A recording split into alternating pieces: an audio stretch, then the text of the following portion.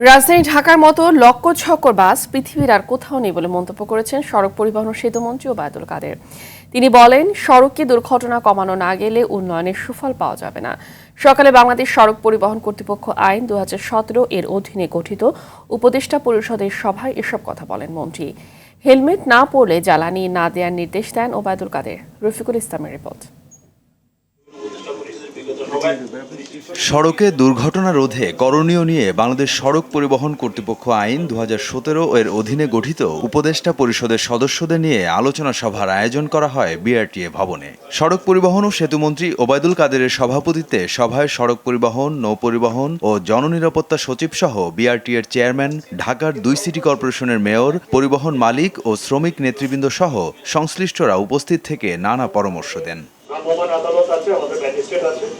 সড়কে শৃঙ্খলা রক্ষায় সড়ক পরিবহন সচিব যখন নানা উদ্যোগ তুলে ধরছিলেন, তখন ওবায়দুল কাদের আক্ষেপের সুরে ৪০ বছরের আগের বাস কিভাবে সড়কে চলে কর্মকর্তাদের কাছে এমন প্রশ্ন রাখেন। এরকম লক্কর ঝক্কর এবং এইরকম গরিব গরিব চেহারা বাসগুলো দেখলে মনে হয় না বাংলাদেশের কোনো অগ্রগতি হয়েছে। সড়কে শৃঙ্খলা ফেরাতে না পারলে উন্নয়নের সুফল পাওয়া যাবে না বলেও জানান কাদের। 6 লেন করছি, 4 লেন করছি, এগুলোর সুফলটা তো আমাদের পেতে হবে।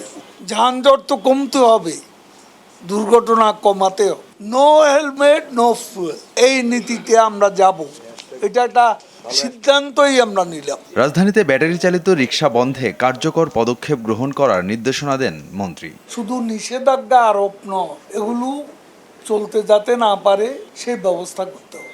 রফিকুল ইসলাম, RTV, ঢাকা।